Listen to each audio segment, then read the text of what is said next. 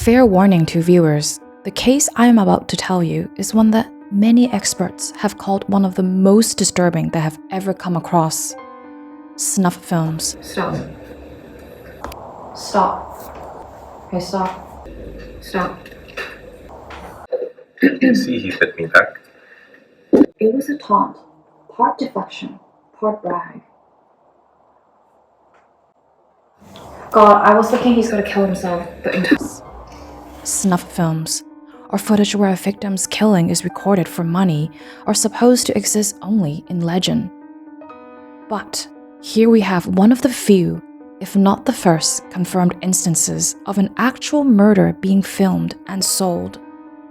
And that's not even the craziest part. I will tell you what that is later. CTYC.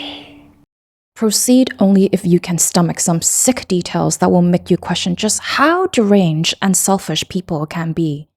Human life in this story is discarded for cash. It all began on a notorious shock site called Watch People Die. Viewers there were used to seeing videos just as disturbing as the name suggests: accidents, crimes, and real footage of people meeting their end. But this case was different.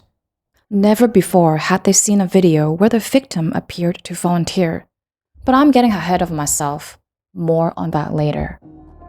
On July 26, 2025, a post appeared on the site that immediately caught everyone's attention. It wasn't just a single video. It was a sequence that built a deeply disturbing narrative. The first in the series was titled Rehearsal. It seemed to be shot in an ordinary office. An Asian man appears in front of the camera wearing a work shirt. There's no sound. At first, it feels almost mundane, like a vlog.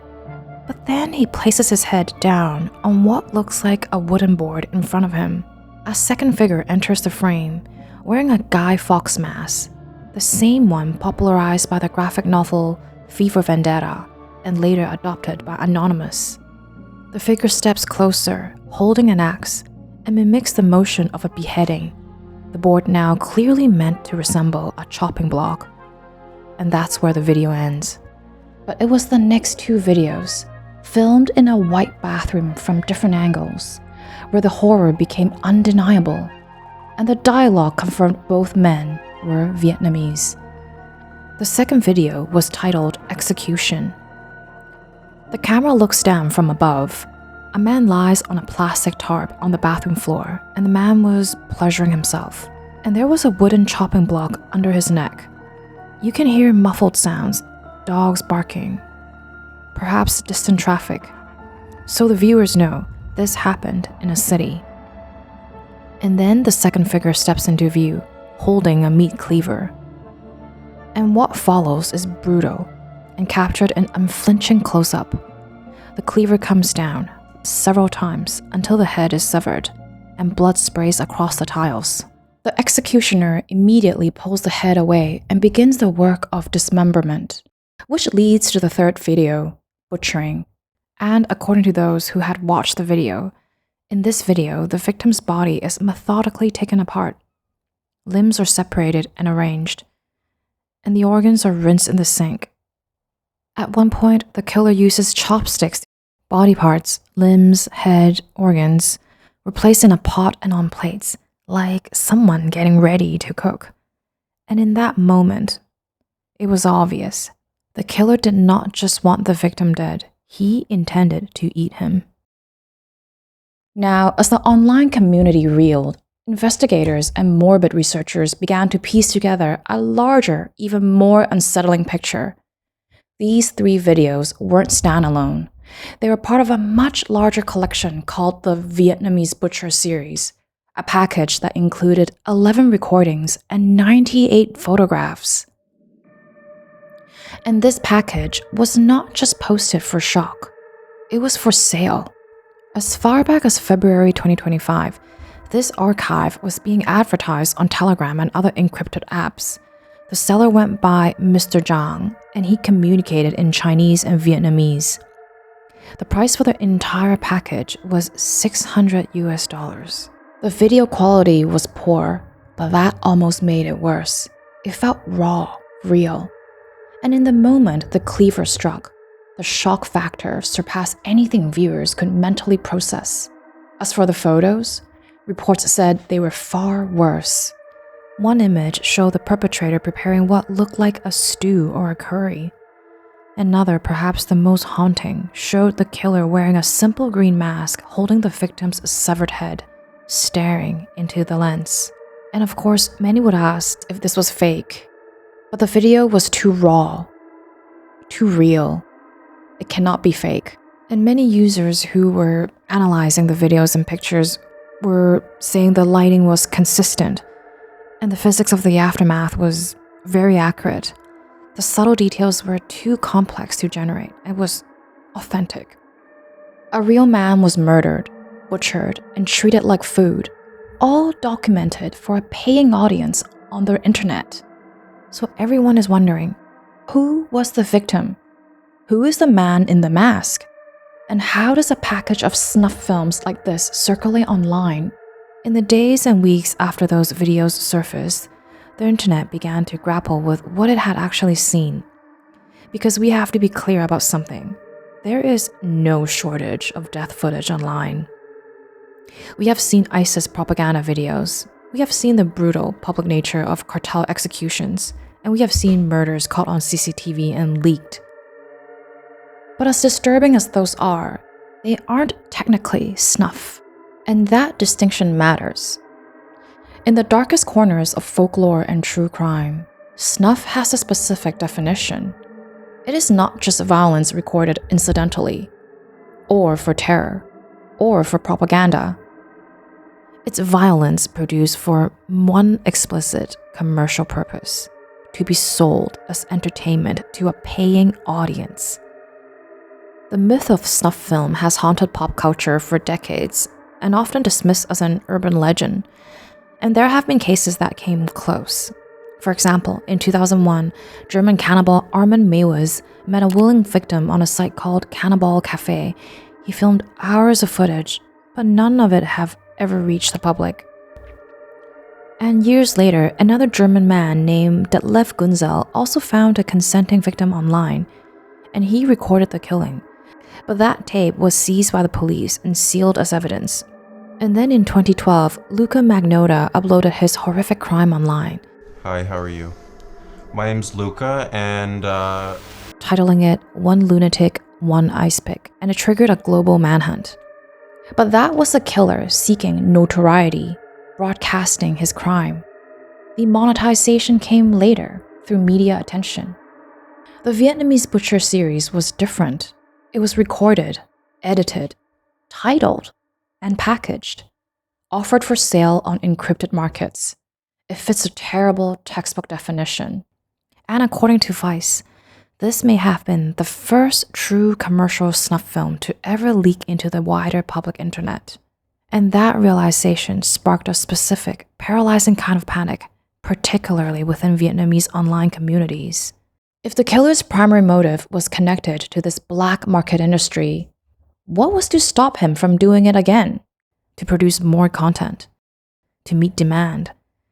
The victim was not just killed. He was butchered and packaged as a product. If there was a market for that product, what was the supply chain? And nobody wanted to be next. But from this panic, a response was born, not from official law enforcement. Not yet. In late November 2025, an anonymous user dropped a bomb on forums following the case, an 88-page PDF file, a full open-source investigative report, what's known in online circles as an OSINT dossier. This was not a conspiracy theory. It was a forensic document, and very, very detailed. And as more sleuths added information, it ballooned to over 100 pages. The anonymous compiler claimed no personal grudge. Their stated goal was to prevent future victims and greater societal harm. In the document's introduction, they issued a direct challenge to the killer himself. This PDF became a rallying point. It coalesced a scattered, horrified online audience into what would become the largest, most meticulous online manhunt alliance to date. So who is the Vietnamese butcher? The online investigators followed one simple rule. In the digital age, nothing in a frame is random, and every detail matters. So they came together and they began obsessively breaking down every scene, frame by frame. They studied the floor tiles in the bathroom, the specific brand and model of the meat cleaver, even the type of dish soap bottle on the sink, the design of the chopsticks used to handle the remains. Everything was cataloged compared to products available in Southeast Asia. Early on, investigators narrowed it down. The footage most likely came from Vietnam's northern or central border regions, though some pointed towards Cambodia. The surroundings mattered. The products in the room, the background noise, even the way the space felt. All of it started to sketch out a very specific place. But the most important clues weren't in the room at all. They were on the killer himself. In the videos and photos, moles and tattoos on the executioner's arms and torso were clearly visible. Enough to confirm it was the same person in every piece of footage. And one tattoo in particular stood out and quickly became the investigation's most critical identifier. A single line of text, and translated it read, "That day, September 13th. What did that date mean? A personal loss? This phrase, etched permanently on the killer's skin, became the key everyone was looking for. And for the online sleuths, identifying the victim wasn't a matter of complex deduction. It was a matter of pattern recognition. They simply had to cross-reference their usernames from the darkest forums with a real Facebook profile, and there he was. Nguyen Xuân Dat, born March 10th, 1989. Since at least 2019, Dat had been active on sites like Motherless and the now infamous Watch People Die, and his username was Dat Beheading. His posts weren't casual, they were confessions. He openly detailed his fantasy, his final fantasy as he called it, to be beheaded at the peak of ecstasy by a female executioner, and then to be eaten. At one point he wrote, and this is in his own words, "Not only am I ugly, but I am also full of diseases. I cannot afford to live freely like normal folks." And Dat did not just consume this kind of material, he invested in it. He actually commissioned a translation of a Japanese Iroguru manga titled Tazatsu Shigan, meaning wish to die. And in the story, a man is decapitated during intimacy, and his severed head narrates the experience. I mean, to most people, that is extreme horror, and to Dat, it was probably a guide. To those following the evidence, a psychological profile emerged. Dat likely suffered from autosassinophilia, a paraphilia where sexual arousal is linked to the fantasy of one's own death. He wasn't just in a very dark mental state, he was ritualistic about it. Dat's Facebook posts were combed through, and his last public post was on January 25th, 2025, a status that read, 3 hours left until the time to do it, and he is believed to have died that very day. The investigation turned up Dat's contacts on his Facebook, and one man called Phi Lei responded with a crucial lead. He said Dat had told him the killer would be a man named Cam Thang Chong. And even more unsettling, Phi Lei had received a direct message from Dat's Facebook account on February 25th, 2025, a month after Dat was believed to be dead, and the message read, "I have been beheaded." And then on June 10th, 2025, a post appeared on his account announcing its permanent deactivation. Meaning for nearly 5 months, someone was puppeteering a dead man's Facebook profile. The consensus was clear. The killer was at the controls, monitoring the reactions. I mean, who knows, maybe he was trolling for the next vulnerable soul on Dat's friend list. Then the killer, or maybe someone pretending to be him, slipped up. As online detectives swarmed Dat's old posts, they noticed activity. An account under the name Cam Thang Chong, unlike one of Dat's posts, one where he had expressed a desire to be beheaded. And when confronted, Chong first denied any involvement. But then suddenly he commented, "If you want to be beheaded, come find me in Hanoi." It was a taunt, part deflection, part brag, others piled on with false claims, muddying the waters. But for investigators, one thing was clear. Kam Thang Chung was the prime suspect. But a name without a location is useless. They need to find where the location is. Where's the bathroom? And where's the kitchen located in? So they went back to the videos and started to go through it in detail. They focused on the butchering footage. On a table next to the remains sat 2 items, a common Vietnamese water bottle and a bottle of yellow dish soap with Chinese characters on the label. The water bottle was generic, but not the dishwashing soap. It was pretty unique.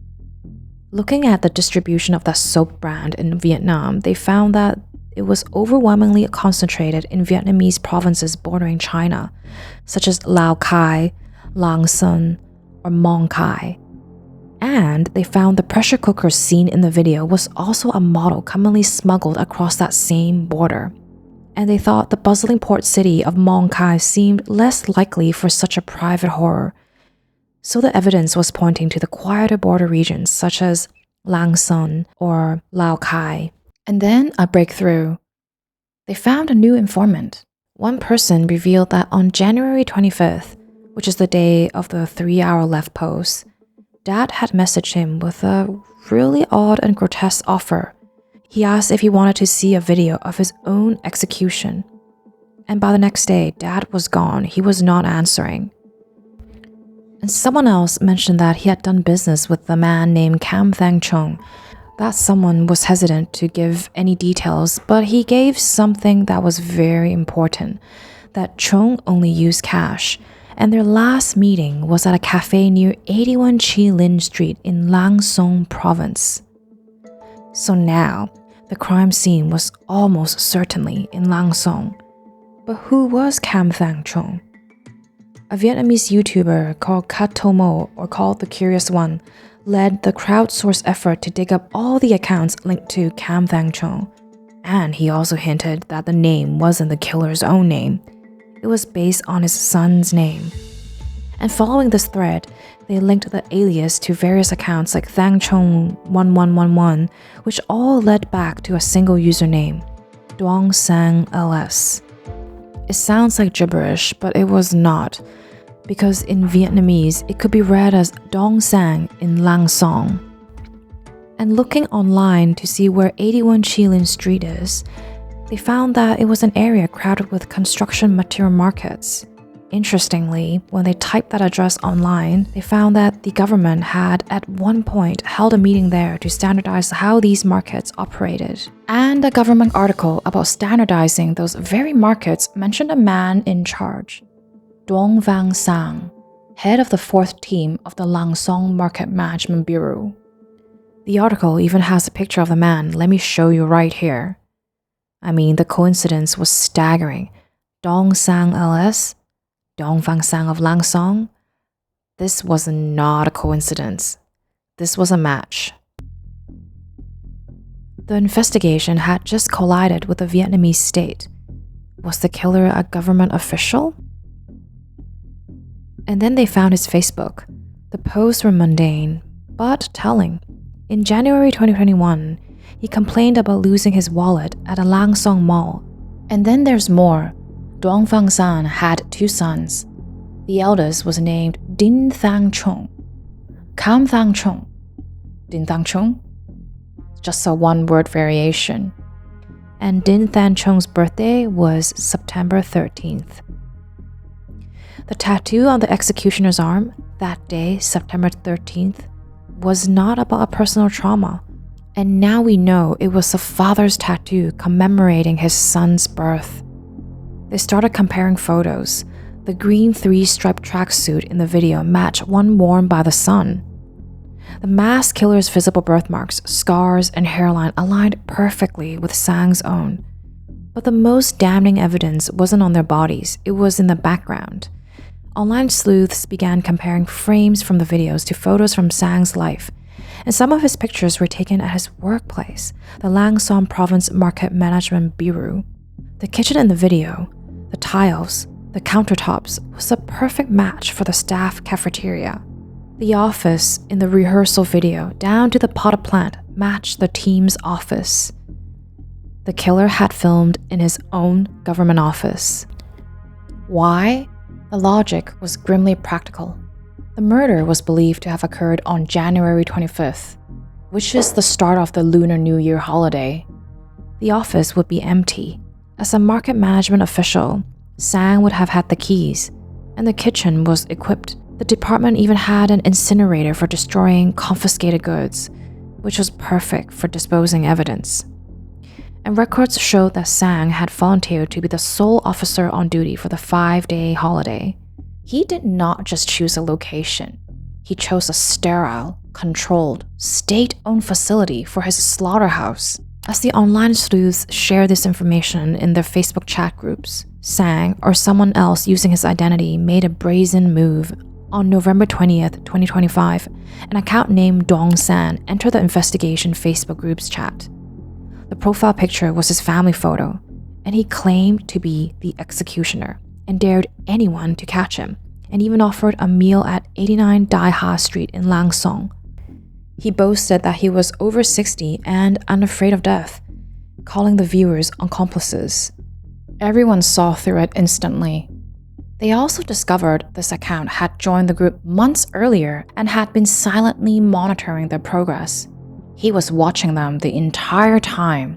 Even more grotesque, an account believed to belong to his son posted, and then deleted, a photo of a meal with the caption, "Come on, it's just a few pieces of human meat." I mean, at this point, the digital trail had basically closed in on him. The investigators had their guy. They had a motive, the twisted fulfillment of a victim's fantasy, recorded and sold, and they had the location, his own government office, and then there were the details they could not ignore. The tattoo, the timeline, the physical matches, everything lined up. So they had built a case entirely online. And finally, on November 29th, 2025, the digital manhunt reached its terminus in the real world. The Vietnamese police issued an official arrest warrant, and Dong Phang Sam was arrested. And he confessed. And when the news broke, people who knew Dong Phang Sam were horrified. A local phone shop owner released CCTV footage dated November 20th, showing Sang inside the store, calm, relaxed, even confident. And online, many people could not believe it.